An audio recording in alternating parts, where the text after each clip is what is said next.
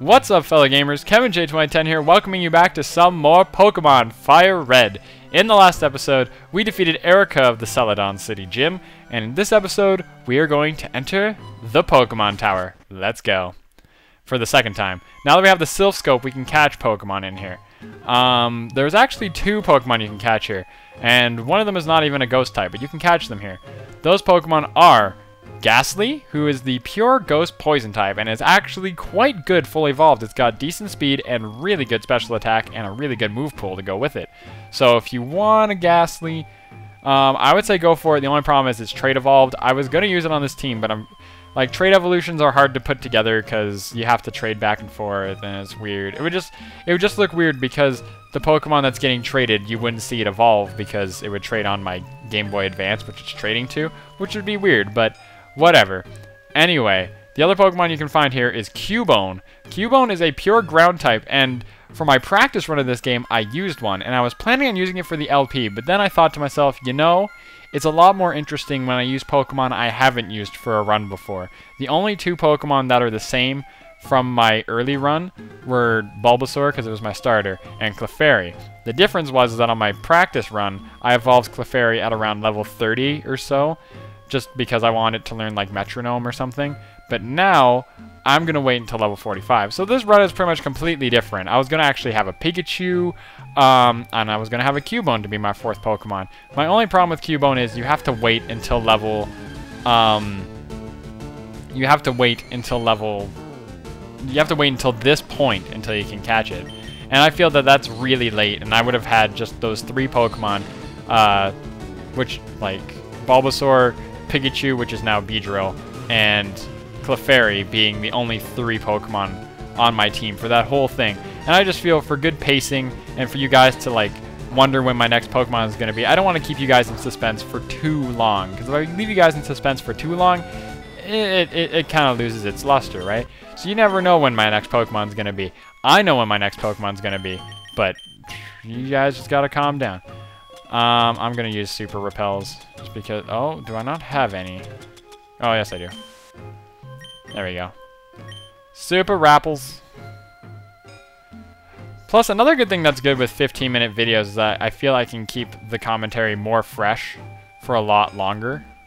I feel like I can go a lot longer recording for this length of time and get a lot more done.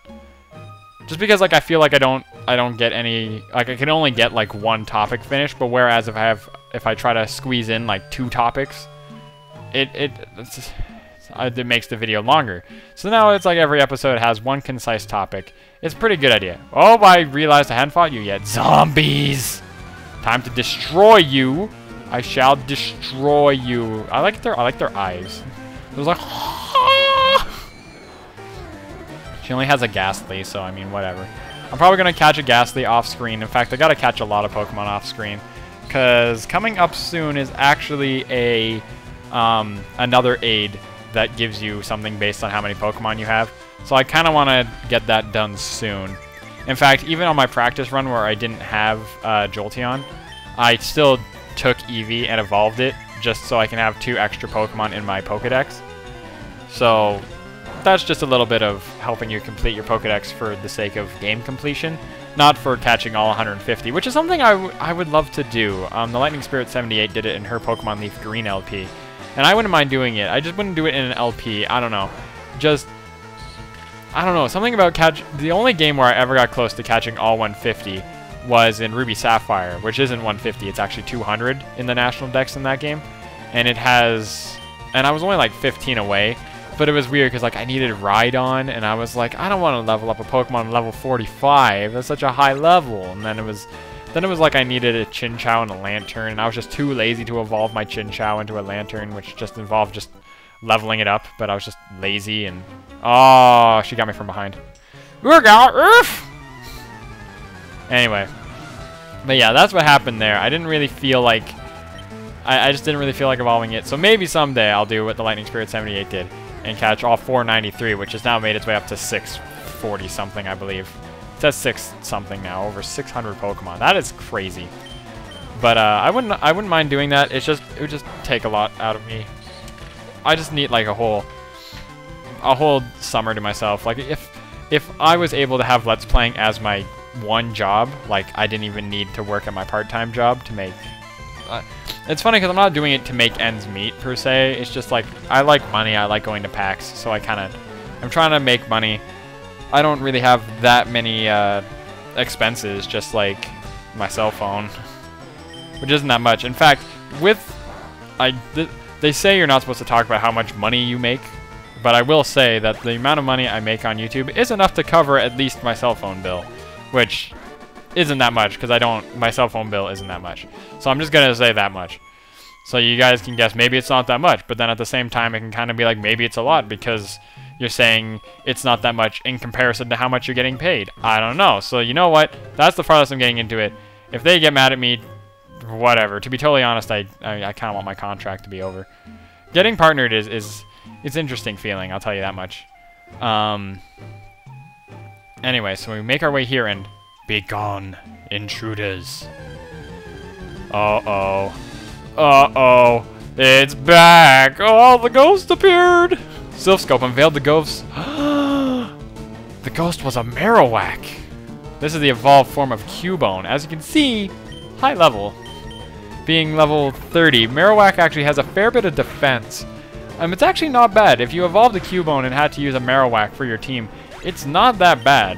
I was a little afraid that it's kind of that one Pokemon that it's just not good at getting the job done because it's just got like lackluster attack compared to other. Because like for a defensive ground type, it's not as good as Sandslash, but for an offensive ground type, it's not as good as like Rhydon or Nidoking or something, right? So, given Rhydon has the rock subtype as well, so it makes it really susceptible to grass. You know what I'm trying to get at. Anyway. The ghost was the restless spirit of Cubone's mother. The mother's spirit was calmed. It departed to the afterlife. So that's actually, that's a good end to the tale. You actually can catch that Marowak. It just wanted to fight one more time. Anyway, on the top floor here, there's a lot of golden gravestones. And there's a bunch of Team Rocket grunts, and we're going to beat all of them in this episode. We have loads of time. I'm only about halfway through this episode, so I can definitely do it. Anyway, Rocket Grunt would like to battle. Rocket Grunt sent out a Zubbit. A Zubbit, and I'm going to send out Sorback, which is definitely not good for this. I'm just going to switch out to Sean Kingston. And Sean Kingston can demolish every Zubat we ever face, because, I mean, it's just a Zubat. Oh, ah! Shockwave! What? I don't even like the look of Shockwave. Shockwave looks better in Gen 4 and on because it looks more like a wave that comes out like a ripple effect, sort of. Except it doesn't make sense that it can only hit one person when it's a big wave like that. So I don't know. I never understood how some things in Pokemon aren't meant to be discussed in a way. So I mean, let's not even worry about it. It's Pokemon. It's not like you're supposed to like comment on its realism. It's Pokemon. Although as a kid, I remember I was always like, man, how could we make Pokemon? Like, do we take a rat and we give it like some nuclear radiation and suddenly it's a Rattata? Like, there's no way we can make a rat look like a Rattata. But if anyone ever invented a way to make real-life Pokemon that could fight and level up and everything in real life, we would so do that. And I would pay thousands for that.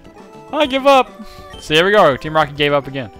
Anyway, I'm not going to forget this. And he runs away. The other thing I was going to say is you could also... this old guy marched right up to our hideout. Then he starts ranting about how Team Rocket's abusing Pokemon. So we're just talking it over as adults. And why are you fighting me? Anyway, I was going to say... I was talking to some of my high school friends one time when we were walking home. And we were like, wouldn't it be cool if Pokemon were real? This might have been like grade 9 or 10 or something. And there was like, yeah, Pokemon, it would be cool if Pokemon were real. But think about it this way. Like, when like, let's say a boyfriend and a girlfriend break up. If it's a bad breakup, like the boyfriend cheated, or probably more the boyfriend cheated, because the girl's the one who usually wants the revenge, I guess. They would egg their house or something. So if they egg their house, what's the equivalent with Pokemon? Would you take your Charizard and hyper beam their window? And I was kind of like, you know, when you put it that way, yeah, maybe real life Pokemon's a bad idea. Like, they would have to give all the police officers like 200, like level 200 Gyarados or something to put out all the... They'll give the firefighters like Polyraths or something. Maybe not Polyraths, because Polyraths don't do that much special damage, but they'll do like... Although they make good mixed attackers, they do... they can take... Blastoise. I guess Blastoise make the most sense because it actually has like water cannons, and take like they'd all have like level 100 Blastoise to put out fires. And all the police officers, they say all the police officers have Arcanines because that's what the anime showed. You're not saving anyone, kid. Well, I don't know. I just defeated 2 of your lackeys. I don't think it's gonna be that hard. Anyway, but yeah, the last, I guess all the police officers rather have Arcanines, or they could have like Dragonites or something. I would say Dragonites, but then they would be like every thief would just bring like an ice type with them. What's the fastest ice type in Pokemon? I don't even know. I'm gonna say it's like Glalie or something. Because ice types aren't that fast. Is this like glass types? Whatever. I might have glass types in there somewhere. But ice types aren't that fast. I'm trying to remember what... Oh, it might be Frostlass. And that's just like a weird... That'd be a weird... How do you look menacing with a Frostlass? It has to be female. It's like the girly Pokemon, but every guy has one to help them steal. In fact, if anything, that's the perfect Pokemon to rob a bank with, because it's a ghost. Like, you use the ghost to scare everyone out of the bank. But then if everyone had... See, you know what? It's not right to bear arms anymore in the States. It's right to bear Pokemon. That's what we're getting at here. Instead of... Okay, this is probably too soon, but with that whole Aurora thing, could you imagine if everyone had, like a Blastoise? And the guy didn't shoot up the place with a gun. He shot up the place with, like... He shot up the place with his Victory Bell using Bullet Seed or something. Man, you know, I'm just taking this really dark thing, because I can actually talk a lot about the Aurora shooting and how, like, it's hard to believe that there's people in the world that can actually, like, do something like that. Like, that is just wrong. And I'm not trying to make light of it with the whole Pokemon thing, because I'm talking about how people would start robbing banks and stuff with their Pokemon. Kind of like there would be a real-life Team Rocket. I'm sure there'd be a real-life Team Rocket if Pokemon were real. Because if you can have all that power at your fingertips, you would use it. Especially, like, you can say it's terrorism and stuff, they would use it with Pokemon. For all we know, there'd be exclusive Pokemon in the Middle East or something, right? That's not what I'm trying to get at exactly. I'm just saying that people would take advantage of those Pokemon, and they would use them for bad things. They would try to freaking... There's so many dark things in the world that when I bring it up with Pokemon, it sounds like I'm making light of it. And I'm not trying to. As much as it may sound like I'm trying to. I'm not. It's just saying. It'd be kind of interesting if Pokemon were real that way. Because, see, wouldn't that be better, though? Because if everyone had Pokemon... Because, like, one of the things is... Okay, with the whole Aurora shooting, it's kind of like... The reason why they say the right to bear arms in the States is so people can defend themselves. So they can have a gun in case a gun is pulled out on them.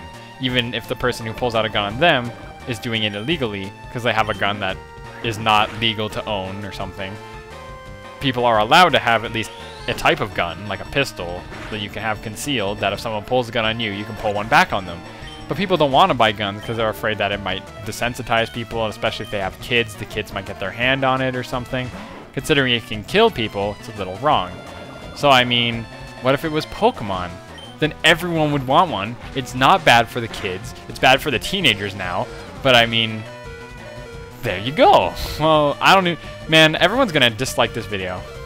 Everyone is going to dislike this video now. Because I'm talking about Pokemon, about bad things. And I'm going to lose to this Rocket guy from his freaking Raticate. I'm reviving, obviously. Because I went through 3 battles without healing.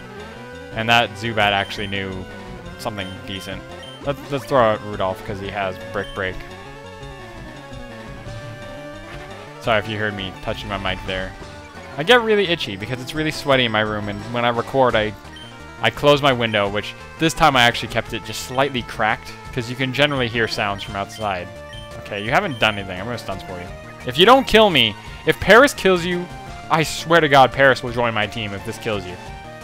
If this thing somehow manages to kill you, this Paris will be on my team. I'm calling it right now. I'm just going to start cutting it. There we go. Thank you. Thank you for killing Paris, because I didn't want it on my team. Plus, I already have a grass type. I didn't want another one. I already have a grass and a bug type, so I don't want another grass bug. Or I don't want a grass bug. Anyway, we're just going to Brick Break it. And this will probably one-shot it. I would not be surprised. There we go. See, Beedrill's really good. I don't know why everyone was like, don't use Beedrill. Beedrill's so good. Trying to learn Pursuit. This is a dark type move. I'm actually going to put it over Poison Sting, because Poison Sting's a really bad poison move. I'm sure I can learn a better poison move somewhere. I think he can learn Sludge Bomb, which is decent. So, player defeated Team Rocket Grant. Don't fight us, Rockets. Well, I did, and I won. You're not getting away with this. Very cliche. Mr. Fuji says, huh? You came to save me? Thank you, but I came here of my own free will. I came to calm the spirit of Cubone's mother. How'd you get up here then? Because she was blocking the way. I think Marowak's spirit has finally left. I must thank you for your kind concern. Follow me to my home Pokemon house at the foot of this tower. And if you talk to him, he says, Kevin J., your Pokedex quest is one that requires strong dedication. Without deep love for Pokemon, your quest may fail. I'm not sure if this will help you, but I'd like you to have it. And you receive a Pokeflute from Mr. Fuji. This is something you definitely want. Upon hearing the Pokemon flute, sleeping Pokemon will spring awake. Try using it on Pokemon that are sleeping obstacles. We never saw that, or I might have shown it, I don't remember. But if you head south of here, there's actually a Pokemon in the way. Anyone who's ever played Pokemon knows what Pokemon that is, and I didn't want to fight you. I'm going to cut this out. Alright, I totally didn't lose to that fight because I only had a Beedrill and was really low level and couldn't do anything against this Grimer and Muck, but I mean, I just made a jump cut here just to, like, hide that I may have lost or something. Anyway, next time on Pokemon Fire Red, we are going to head, down here, and you know, we've been going under a lot of those tunnels, like, right there. Like, there's a lot of underground tunnels in this place. Like, why? What have we been going under all this time? Maybe it's in here. Maybe there's something in there. But we're gonna save that all for next time. So next time, Pokemon Fire Red, we're gonna head into there and we're gonna see what happens. So see you guys all next time.